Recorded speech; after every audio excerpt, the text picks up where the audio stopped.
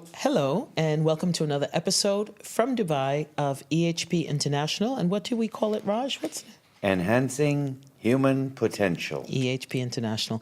So today we have a really good friend of mine, but an amazing woman.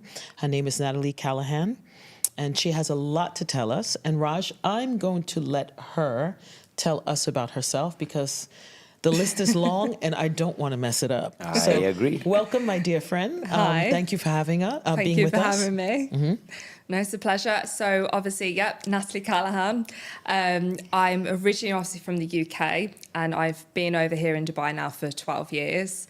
So let's go back to my education days. I studied fashion business back in Nottingham-Trent. And part of obviously that course was allowed me to obviously move over to New York for a year. And ever since that point, I was like, I call it like itchy feet in a sense. I came back to the UK and it just wasn't fulfilling me. So I was sensed I needed to obviously get out. And I remember when I graduated, it was around the economic crisis. So there wasn't a lot of opportunities, if I was to be totally honest, for a new graduate, especially in the fashion industry. If anyone has obviously graduated from it, a lot of them will tell you, oh, you can do this, but you work for free. And I was like, well, you know, I like to eat. So I definitely won't be moving to London. Love doesn't pay the rent. Exactly, right? So, and, you know, unfortunately, Dad, he's not Paul McCartney. So I had to obviously think of different things. So obviously, I remember having a conversation with my sister and my best friend, and we're in the living room and we were joking around. And my sister actually went for an interview with Virgin Airlines. And we all kind of sat there and were like, why don't we all just do it? And while they were joking, I was on my laptop applying. And lo and behold, I obviously got pulled through and, you know, made it obviously to the next stage. And I always say Emirates Airline for me was the biggest university. It was the biggest learning curve for obviously what I've done in terms of my career. It allowed me to visit 65 countries. Wow. It allowed me to meet so many incredible people. You know, when I first entered sales, that's obviously then how I kind of like evolved. But, you know, remove on time because I know obviously we're going to touch on different aspects. I then did obviously fly in for around 6.5 years, and then I shifted obviously into the real estate industry around COVID time. So I entered when it was particularly very hard. Reinvent yourself. Yeah, I really did. I mean, like I say, confidence grew definitely with the airline industry. But kind of really learning the business side was obviously through real estate. So I stepped in, I did sales for a period, and then I shifted more into like operational roles, which led me then into training myself. So again, that's where we've had a huge connection. That's when I met you. Yeah. And I basically have kind of flourished on the aspect of growth mindset. You know, I'm a big believer of collaboration, relationships. I think, you know, trust and respect is probably the key in any relationship. Totally. And whenever I've trained, that's a big focus that I used to have. And then moving on, obviously the biggest thing I used to do when, again, back in my flying days, was I was constantly networking up there. Most cabin crew, and again, you can ask them, they don't like the lounge. Again, times might have changed, but it meant standing up for 10 plus hours talking to people. Wow. Ask anyone, I can talk for England and maybe more. So I would stand there and obviously interact with these people. And, you know, my key questions kind of, you know, as an icebreaker would be, go on, how did you make your millions? And that's how, again, we'd like build these kind of connections. And a lot of those connections then became my clients when I first started in sales. Right. And, you know, like I say, through that and obviously building those relationships over time and long-standing relationships, I've now shifted into a role where I focus on B2B. So I'm a full-time networker. Wow. And a full-time relationship builder with obviously different businesses and individuals that align with obviously Anurok, who I work with, Anurok Middle East. And essentially we allow those people to benefit through our industry. And that's me in a nutshell. So, wow. But there's obviously a lot more depth to it. But like I say, there's been a huge kind of learning curve, especially over the last 12 years. And like I said, my career is quite hybrid in a sense, but I've, you know, had some incredible opportunities through living here in Dubai, basically. So yeah. You feel that's your passion now? Yeah, I mean, I'd say my passion is people. I think, it doesn't matter what you do. It's all about kind of what you offer as, obviously, as an individual.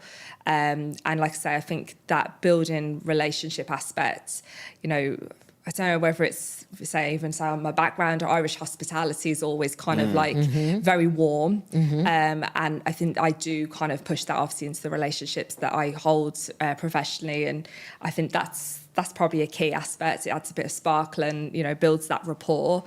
So yeah, that is basically me in a nutshell. Amazing. Interesting. There needed to be a shift and a change. Yeah. When did that happen for you? And what was the I would spark? say towards the end of my flying career, I realised that I had so much more to offer. I was doing a lot of kind of growth mindset at that point, training myself to kind of evolve. I'd started my own social media management company on the side. So I was running a little small business on the side of obviously flying. And I just had this urge where there was something more for me. So I'd say that was a point in the shift. But I'd say the biggest shift was probably when I started training people, to stand up in front of, groups of 20 to 40 people on some occasions. I was quite nervous sometimes by the numbers when I first started, but I feel the thing for me was I'm standing here, they're not. Even though there can be people in the audience which have the knowledge. And that can be really daunting when you're standing and you're training people. But the reality is they're not standing up there. I am. You are, yeah. And again, setting certain standards and having standards within my own role and obviously what I do, that's, again, what's important. So I think the shift probably was when I started giving back to the industry rather than, just being in the industry. I'd say that would be the shift for me. Isn't it funny how everyone has the same? Yeah. Really? Let's do it. Yeah. So normally when they're giving back to, that's interesting. Because when you give back, right? It's all about the energy and what you're putting out. And if I can bring up the other day when I saw you, all those women in the front, the pilot, the captain of the boat, they all said the same thing about being crushed. And even though they're a different country, they're Emirati women, all in high, amazing positions, they all said the same thing. There was a shift, there was that crush, the resistance, and then they grew. Yeah. So you almost now, if you're really kind of intuitive, when something's like a little bit resistance and you can feel the resistance, that's when the biggest pivot happens. Yes. And there was some really tough times through this industry because it's not an easy industry to enter. And I would say that to anyone thinking of entering it, be really methodical and strategic about going into obviously this industry. Sales is not for everybody.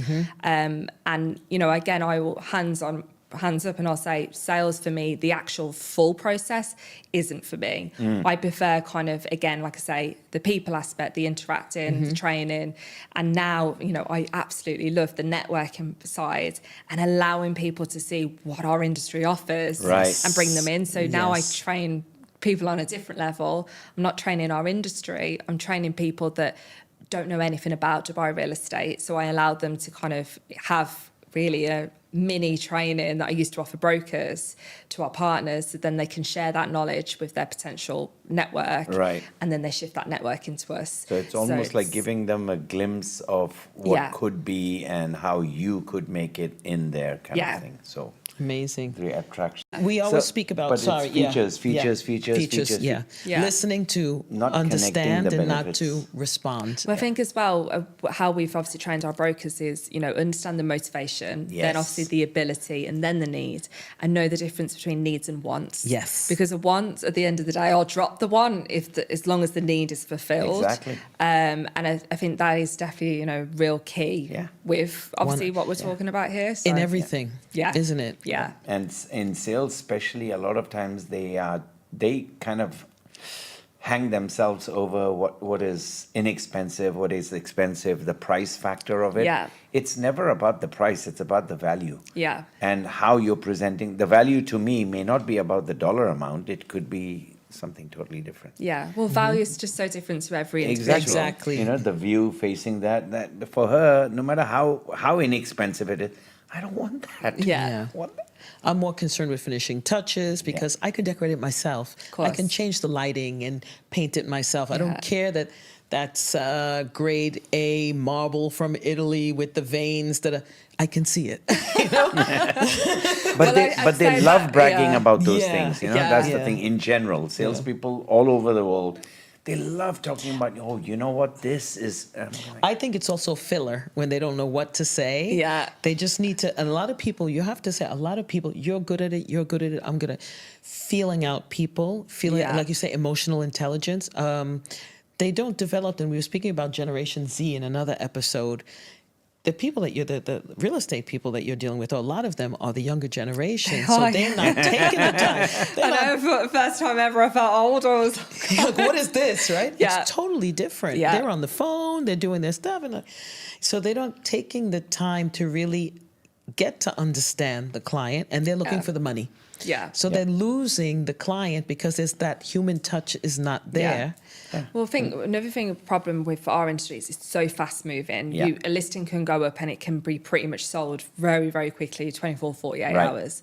So this is, again, the importance of being an expert in your area. Yeah. Because, again, with Dubai, how it works is obviously most apartment buildings will have probably a selection of floor plans, but every single one is going to be a copy paste. Right. Right. unit. Pretty much. Yeah. So, we were obviously mentioning, how they'll pitch, obviously, say the kitchen.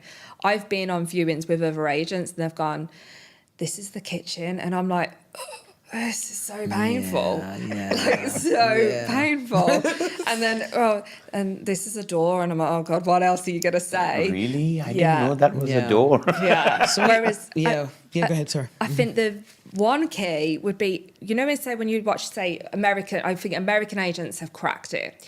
Like I watched Selling Manhattan recently, like Ryan's program. I love it. Ryan Serhant. Serhant, yeah. And the way he gets his brokers to kind of go in, an American broker will be able to tell you the height of the ceiling, if it's a wall that can be torn down. I don't believe our industry here in Dubai yet has that. No. Yeah. Because what Dubai has created is quite an easy sell product. We are seeing more renovation projects coming in, so people are basically buying, flipping them, and that does change it because then the owner has put a unique twist on it. Yeah. But really, I could basically, specialize in one building. Cookie cutter. And it's very easy. And I think that it makes them become complacent. Yeah. Whereas really they should be, really delving into why did the developer put in this amenity, for example? What is the benefit? Where's the sun setting, for example? Or like sunset or sunrise, you're either one or the other, mate. Or, And I think it's having that understanding. And I think it's, that's also probably a byproduct of obviously our industry. Like I say, there is an element of copycat, but also use it to your advantage. Exactly. And then there are brokers out there and they try and do everything. And I'm like, no, be an expert and be proud. If you want to be an Arabian Ranches expert, then know every type of villa in there and people will come to you because again, you hold an expertise. So, and again, we can apply that to so many industries. So. One of the P factor. Yeah, and it's all about people, basically. But in terms of the salespeople we talk about, a lot of them, I feel two biggest issues is the fact that they really don't listen. They listen to the superficial part of it, but they don't listen to what the client wants. And asking questions. Yeah. And it's not just asking questions from the customer. Like you said, if it's about this particular block of properties, do I know everything about it? Can I ask questions about it? Can this be broken down? Can I, But they don't do that. So they don't ask questions there, they don't ask questions there. Then all they do is, this is the door, this is a glass, and this is water. And I'm going, yeah, right. I know. It's like, did you have to come along? Exactly, yeah. And it's very funny for us because, as you know, you're very inspirational in supporting our real estate training series that we had. It's funny, the most successful companies are the ones that sent their people, not the ones that I spoke to and I said they just started and like, no, my guy said he knows everything. Yeah. And they're not doing growth so well. mindset again. Yeah, like it is you growth know, you mindset. can't Yes. ever stop learning. We're, you know, all of us. I've always every day's a school day, right? Yes. So if you don't have that kind of open mindset to allow that knowledge to come in, you're never really going to develop. And again, leaders, especially over in all industries, Yeah. obviously in Dubai, really need to think, how can I, you know, really kind of offer that to my team, and that essentially allows them to grow. And that is the true empowerment. That is. You know, And it's also about their own. I mean, I know we say leaders supposedly visionary, and I'm not so worried about the visionary part. I'm more worried about why are you so short term rather than long term. Yeah. I mean, you don't want to train your salespeople because you want to make the quick buck. Yeah. But the quick buck is not going to happen because your Yeah. people don't know how to sell. Yeah. So it's the chicken and the egg kind of scenario Yeah. where, like, if you don't teach them, they're not going to do it, but you still want to run after the quick sale. Yeah. It's not going to happen. Yeah. But getting them to, yeah. We actually had some people that came from their job. They took off to come to us for the day. And they said, my company won't pay for it, Yeah. but we want to Yeah. learn ourselves. And that was quite unique because they want to go the next level. And these are the people that will not stay in that company. Yeah. And they'll look for the Not next. for long. Yeah, exactly. definitely. Exactly. that's very true. Very true.